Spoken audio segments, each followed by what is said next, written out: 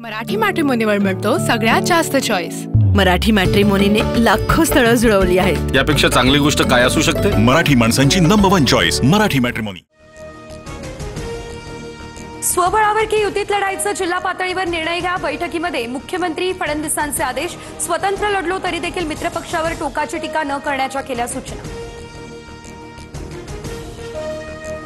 हेवेदावे ठेवू नका, नागरिकांची कामं पूर्ण करा, तरच लोक तुमच्याकडे समस्या विश्वासाने घेऊन येतील।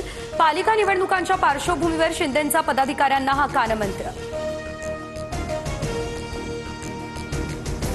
हेलिकॉप्टरने शेतात जातो, भाजी कापतो की रेडा कापतो माहित नाही, हाच माणूस दगा देणार, अनंत तरे म्हणालेले। ठाकरेंची शिंदेंवरती ही टीका।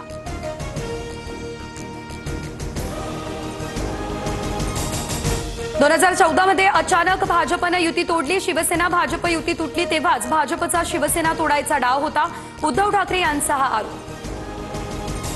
मुख्यमंत्री फडणवीस आज दिल्लीला जाणार, भाजपच्या केंद्रीय निवडणूक समितीच्या बैठकीला राहणार उपस्थित।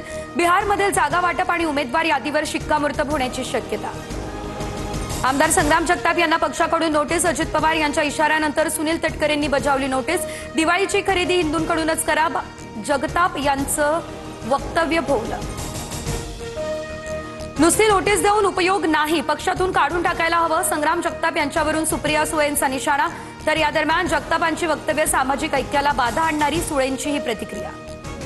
निलेश घायवळ विरोधात इंटरपोलकडून आता ब्लू कॉर्नर नोटीस जारी। तपासात पुणे पोलिसांना इंटरनॅशनल क्रिमिनल पोलीस ऑर्गनायझेशनची मदत। अतिरिक्त माहिती, ओळख, ठाव ठिकाणा मिळावा यासाठी नोटीस।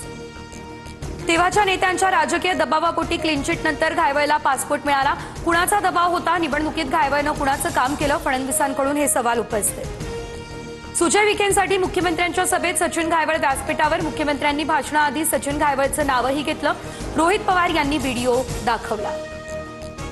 निलेश घायवळला पासपोर्ट कसा मिळाला? पोलीस व्हेरिफिकेशन कोणी दिलं? अमित शहा यांच्याकडे हा मुद्दा मी मांडणार, सुप्रिया सुळे यांची माहिती। एकनाथ शिंदे यांना भेटून बाजू मांडणार, रवींद्र धंगेकर यांची माहिती।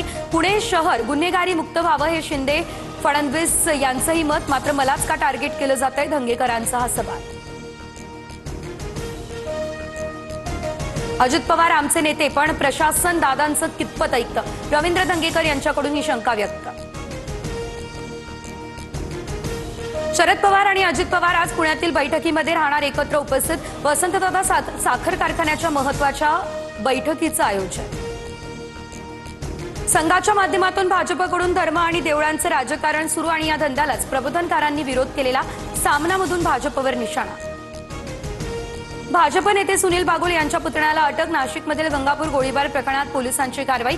मामा राजवाडे अटकेत, मुख्य आरोपी तुकाराम चोथवे आणि अजय बेरिसा अद्यापही फरार। अहिल्यानगरमध्ये आज शिवशक्ती आणि भीमशक्ती जनआक्रोश मोर्चा। आमदार संग्राम जगताप आणि गोपीचंद पडळकर रॅलीमध्ये होणार सहभागी।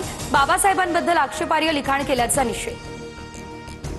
वंजारी समाजाचं आज राज्यभर चक्काजाम आंदोलन। एसटी प्रवर्गातून आरक्षणासाठी बीड नगर महामार्गावर चक्काजाम।